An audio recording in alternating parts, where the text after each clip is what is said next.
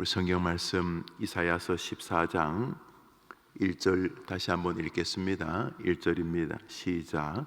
여호와께서 야곱을 긍휼히 여기시며 이스라엘을 다시 택하여 그들의 땅에 두시리니 나그네 된 자가 야곱 족속가에 납하여 그들에게 예속될 것이며, 여기 보면은 다시 택하여, 여호와께서 야곱을 긍휼히 여기시며 이스라엘을 다시 택하여, 그러니까 택하셨는데 또 다시 택한다, 이런 의미이기도 하지만은, 다시 택한다는 말 안에는 이스라엘 백성들의 절망적 삶이 있어서 그들 생각에는 우리는 완전히 이제 버림받았다, 우리 하나님이 우리를 떠났다, 우리의 죄와 우리의 악으로 인해서 하나님이 우리를 버리셨다라고 느낄 만한 어려움이 분명히 있었는데, 그 중에 하나가 바벨론이라고 하는 당대 최강국에 의하여서 나라가 멸망하고 많은 사람들이 고초를 겪게 되었는 것이 이제 중요한 이유인 것이죠. 그래서 야곱은 아브라함 아들 이삭의 아들 에서와 야곱, 그 아브라함의 손자고 이삭의 아들이며, 동시에 야곱에게 12아들이 있는데 그 아들이 결국 이스라엘의 12지파를 이루게 되고, 그 이스라엘이 하나님 나라의 상징적인 국가가 되죠. 그 야곱이 야복 강가에서 기도하고 절규하는 가운데 하나님이 그의 이름을 이스라엘로 바꾸어 주시죠. 그러니까 야곱은 이스라엘과 같은 사람이고, 동시에 야곱은 혹은 이스라엘은 이스라엘 국가 전체를 상징하는 인물인 것이죠.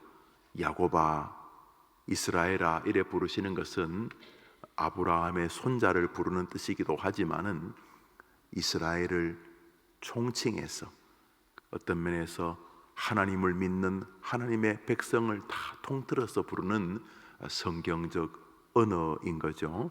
그러니까 저기서도 야곱아 하는 것은 야곱 한 사람을 말한다기보다는 이스라엘 사람들 혹은 하나님을 믿는 우리 모든 그리스도인들을 이제 통틀어서 부르시는 음성이죠. 그런데 이제 이스라엘이, 야곱이 자기들은 이제 하나님께 버림받았다, 왜냐하면 너무 어려운 일들이 이어지고 있으니까. 그래서 하루 이틀 좀 힘들다가 3일째는 쨍하고 해 떴으면은 우리가 버림받았지는 않았을 거다 생각하겠지만은 벌써 여러 날, 여러 달, 여러 해 고난을 겪고 있었기 때문에 백성들의 마음에는 절망과 낙심이 가득하고 있었던 것이죠. 그때 하나님께서 이사야를 통해서 하나님의 큰 계획을 보여주시는 장면입니다. 1절은 나 여호와가 다시 너희들을 택할 것이다, 그러니까 부를 것이다, 건져낼 것이다, 이런 내용입니다. 이제 2절을 읽습니다. 건져낼 뿐만 아니라 너희를 괴롭히는 사람들에 대하여 너희는 이렇게 될 것이다, 이렇게 되게 해주겠다. 지금 너희들이 아주 절망적으로 느끼고 있는 바로 그 바벨론의 포로적 어려움 속에서 너희들이 도리어 이렇게 되게 해주겠다, 이런 거죠. 우리 2절 읽읍시다. 시작.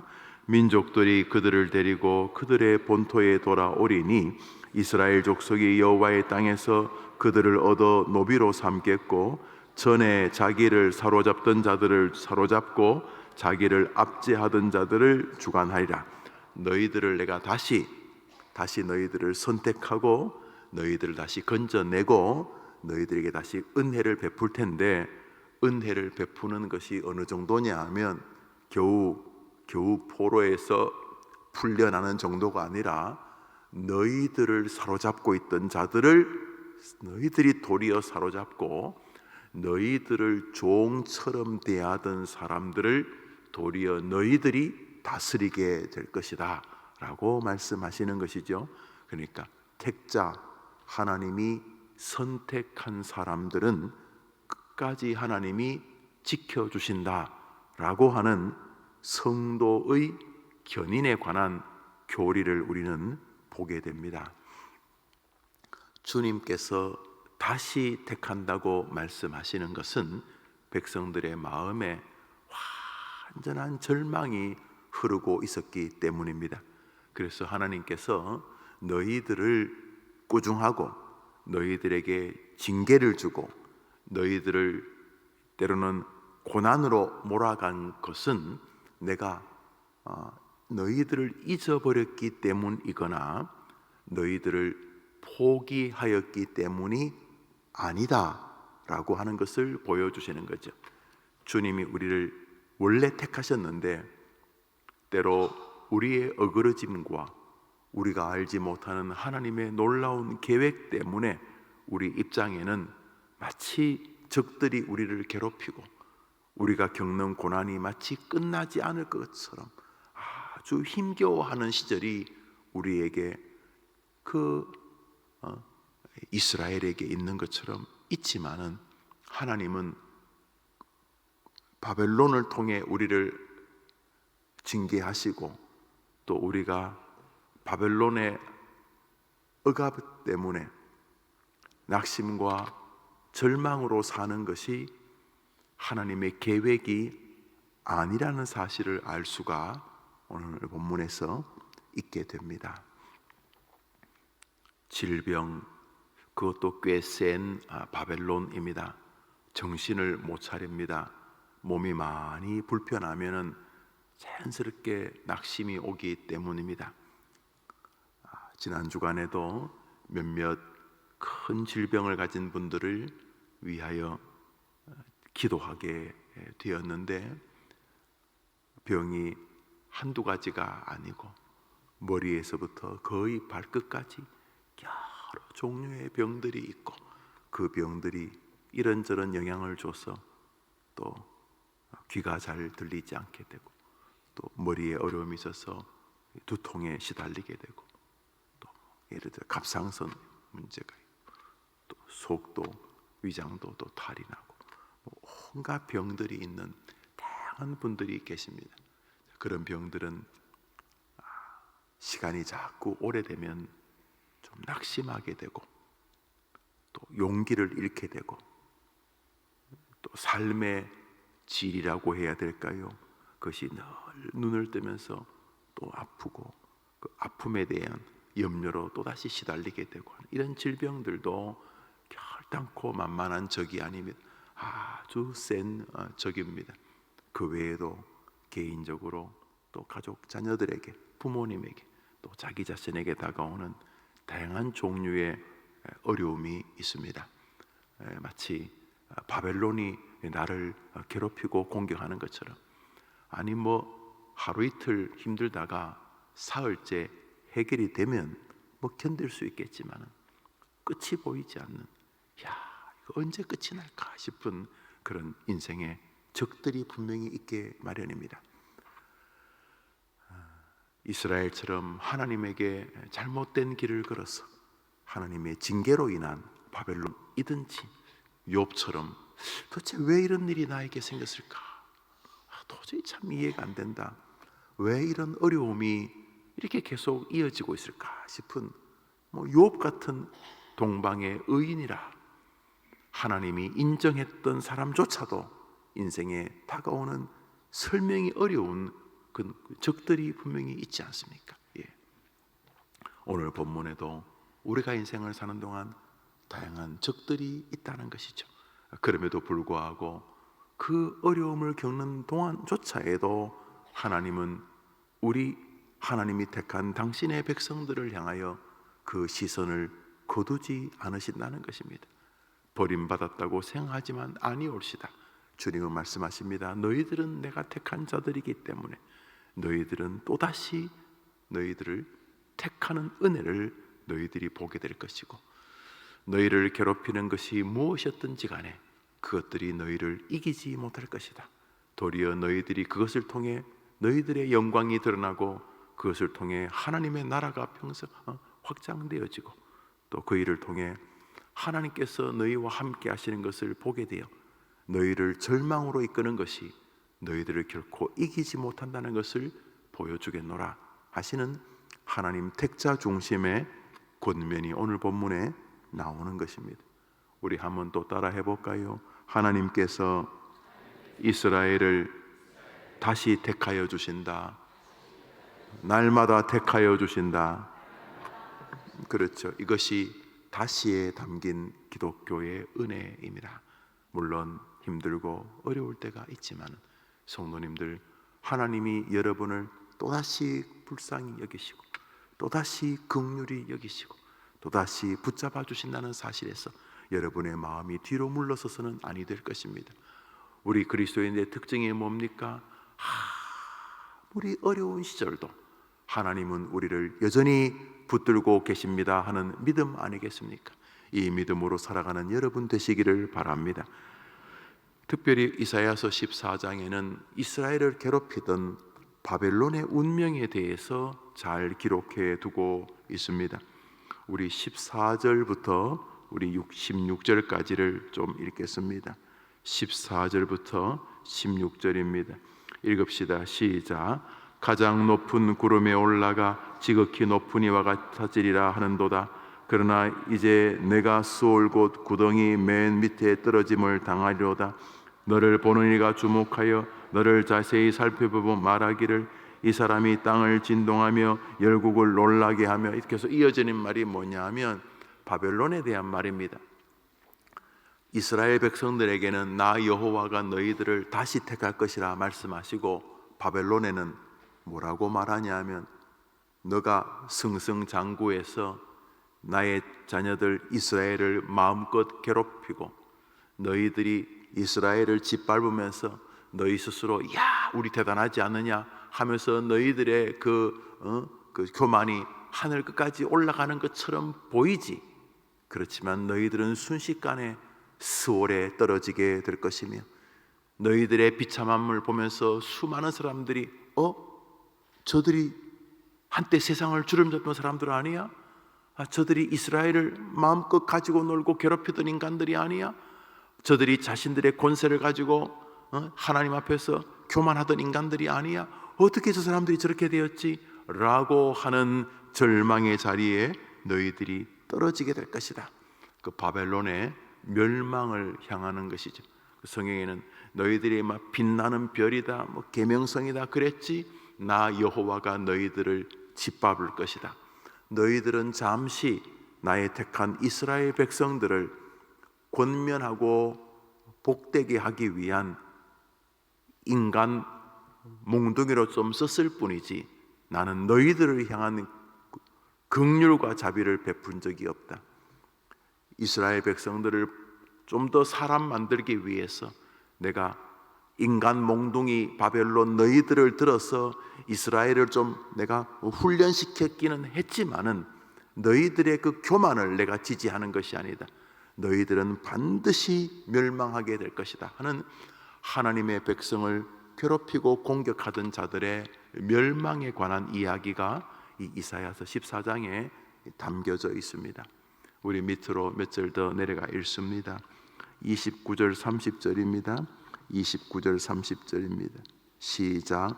블레셋 온 땅이여 너를 치던 막대기가 부러졌다고 기뻐하지 말라. 뱀의 뿌리에서는 독사가 나겠고 그의 열매는 날아다니는 불뱀이 되리라. 가난한 자의 장자는 먹겠고 궁핍한 자는 평안히 누우려니와 내가 내 뿌리를 기근으로 죽일 것이요 내게 남은 자는 살육을 당하리라. 바벨론을 향하여서 주님이 멸망하십니다. 주님이 남 멸망시키는 걸 재밌어서 성경에 기록하신 것이 아니라 대비인 것입니다. 이스라엘 백성들은 자기들이 바벨론인 줄 알았습니다. 하나님이 우리를 버리시는구나. 내가 이렇게 몸이 아픈 거 보면 하나님이 나를 저주하시는구나. 이렇게 참 늘 생활을 염려하는 거 보니 하나님이 나를 저주하시는구나. 내 나이가 60, 70, 80이 다 되는데 아직까지도 이러고 있어요. 하나님이 나 인생을 참 진노하시는구나. 나는 버림받았구나, 이렇게 생각하고 있은 이스라엘 백성들에게 대비시키는 것입니다. 너희들이 버림받았다고? 아니다, 이스라엘아. 너희들을 향한 나의 자비를 나는 거둔 적이 없다. 너희들이 때로 나에게서 벗어나 영원한 하나님의 백성다움의 길을 걷지 못할 때, 지금 잠시 재미와 악을 누리면서 영원한 은혜를 누리지 못할까 봐 내가 바벨론을 들어서 너희들에게 몇 방 쥐어 박았다. 그게 암일 수도 있고 가난일 수도 있고 어려움일 수도 있고, 그렇지만 그 어려움이나 너희를 참 인간 만들기 위해 사용했던 바벨론이 내 마음에 있는 게 아니다. 그것들 내가 부러지는 거 보여주마.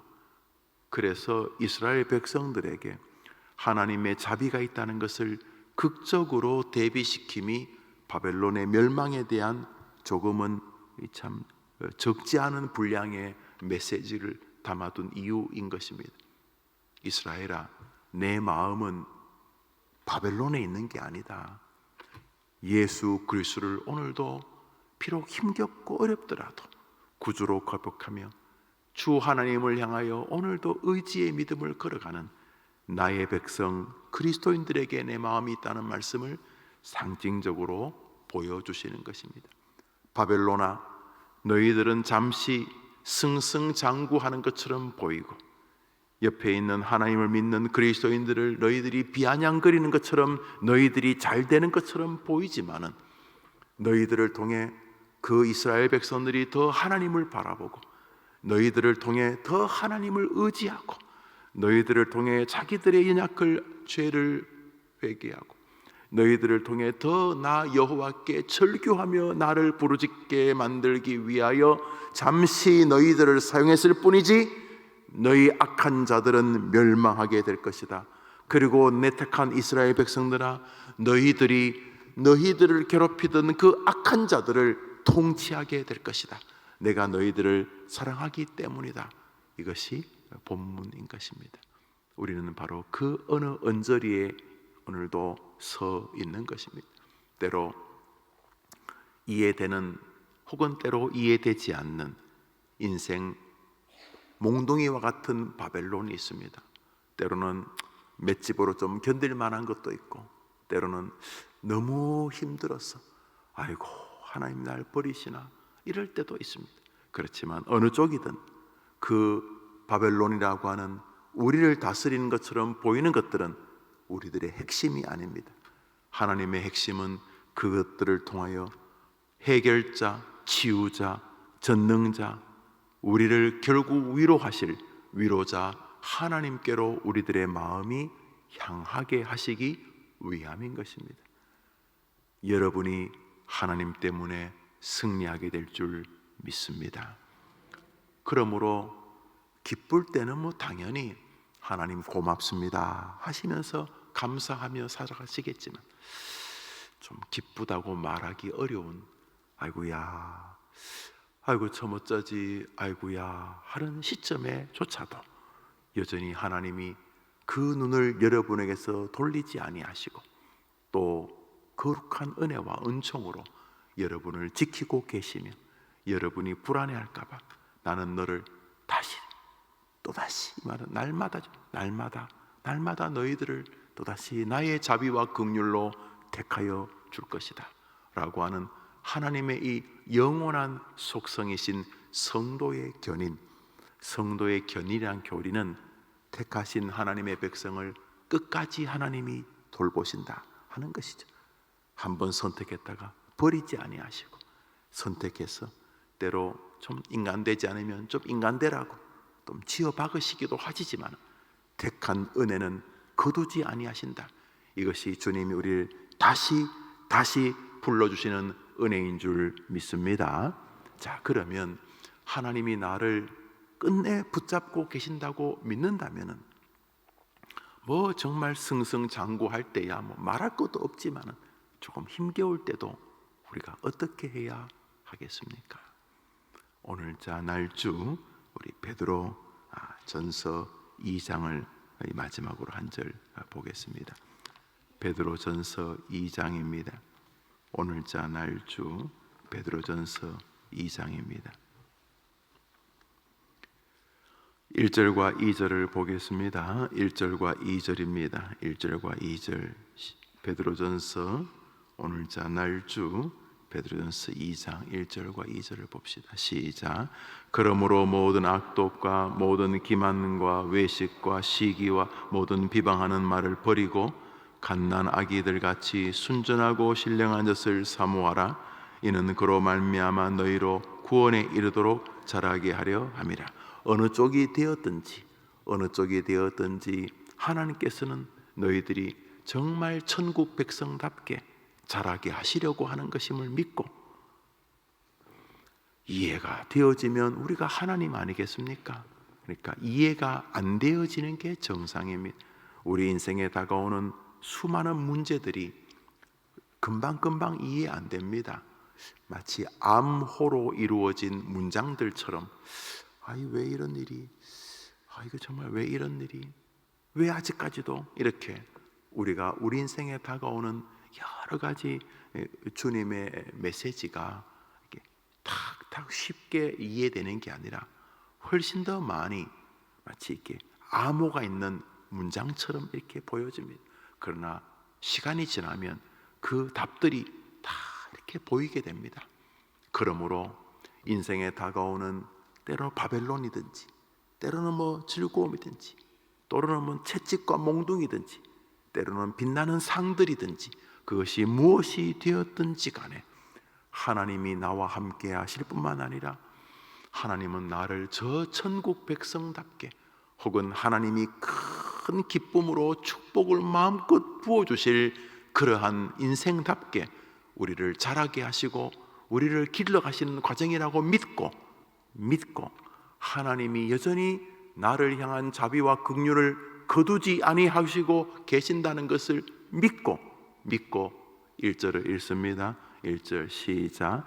그러므로 모든 악독과 모든 기만과 외식과 시기와 모든 비방하는 말을 버리고 믿고, 하나님의 그 전능하심을 믿고 하나님의 말씀 안에 담긴 그 신비로운 능력을 믿고, 결국 하나님은 택자를 또다시 택하시고 끝까지 결국은 붙잡아 주신다는 걸 믿고, 우리를 괴롭히는 적들은 결국은 하나님께서 징계하시고 해결하신다고 믿고, 내 삶에 하나님의 뜻이 여전히 있다고 믿고 말씀대로 믿고, 그래서 오늘도 악독과 원방과 시기를 버리고 하나님을 믿고, 오늘도 신령한 젖인 하나님과 하나님의 말씀을 사모하면서 나를 하나님의 영원한 저 완전한 구원이라는 말이 예수 믿고 더 이상 지옥의 저주에서 벗어난다는 이런 주님의 부르심, 이 콜링에서부터 저 천국에 도착해서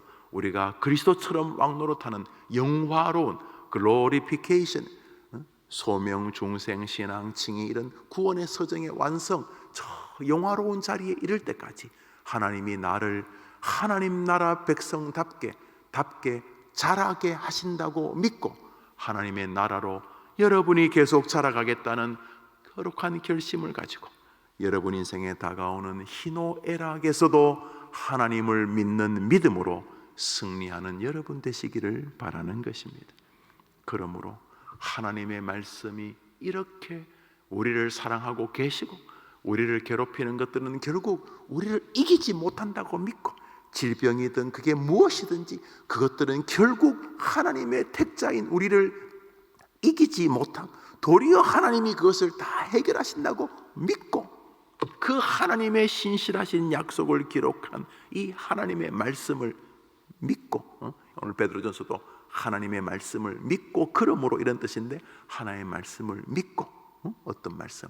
하나님이 택한 자를 끝까지 지키신다. 오늘 본문은 택하고 또 택하고 이 말은 계속 택하는 것이니까, 주님이 당신이 택한 하나님을 믿는 우리들을 끝까지 택하신, 끝까지 지켜주신다고 믿고, 인생에 다가오는 그것이 무엇이든지 간에 하나님께서 나를 하나님의 백성의 영화로운 자리까지 나를 자라게 하시고 나를 기르시기 위한 계획이라고 믿고 악독과 원망과 시기와 이런 절망적인 신앙에서 벗어나 하나님이 원하는 자리까지 나는 하나님 의지하고 나아가겠다고 다짐하는 그런 한 주간에 여러분이 주인공 되시기를 주님의 이름으로 축복합니다. 아멘. 오늘은 제가 한번 기도하겠습니다. 자비로우신 하나님 아버지, 주일로 한 주간을 출발합니다. 5월 15일 또다시 믿음으로 우리를 깨우시고 신앙으로 또 한 주간을 달려가게 하시니 감사합니다.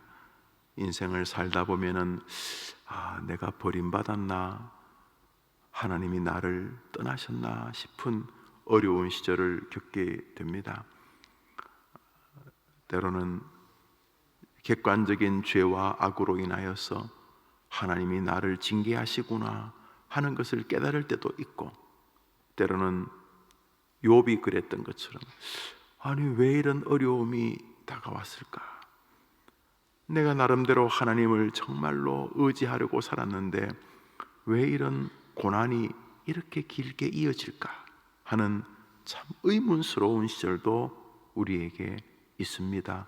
많은 하나님은 예수 그리스도를 구주로 고백하며 하나님을 아버지로 의지하는 사람을 끝까지 택하고 지키시는 줄 믿습니다.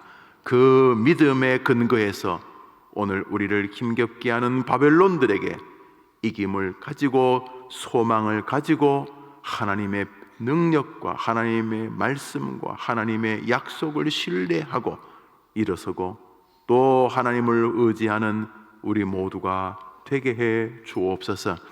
오늘도 하나님이 나와 함께 하신다는 이 영원한 불변의 진리를 믿고, 그러므로 하나님이 나와 함께 하심으로 하나님은 나를 하나님이 원하시는 자리까지 자라게 하시기를 기대하신다고 신뢰하면서 악독과 원망과 시기를 벗어 하나님을 기뻐하시며 하나님을 의지하는 믿음으로 자라는 우리 모두의 하루와 한 주간이 되게 해 주시옵소서. 하나님 아버지, 오늘도 기도하며 하루를 출발하고 한 주를 나아가기를 원하여 이 자리에 모여 기도하는 새벽의 기도의 동력자들과 가정에서 이 시간을 사모하며 함께 기도하는 주의 백성들의 기도를 들으시고 오늘도 저들과 동행하심을 맛보는 하루가 되게 해 주옵시기를 예수님의 이름으로 기도합니다. 아멘. 우리 주님 가르친 기도로 예배를 마치고 자유롭게 기도하며 하루를 출발합니다. 하늘에 계신 우리 아버지여, 이름이 거룩히 여김을 받으시오. 나라의 마옵시며 뜻이 하늘에서 이룬 같이 땅에서도 이루어지이다. 오늘날 우리에게 일용할 양식을 주옵시고 우리가 우리에게 죄 지은 자를 사하여 준 것 같이 우리 죄를 사하여 주옵시고 우리를 시험에 들게 하지 마옵시고 다만 악에서 구하옵소서. 대개 나라와 권세와 영광의 아버지께 영원히 있사옵나이다. 아멘.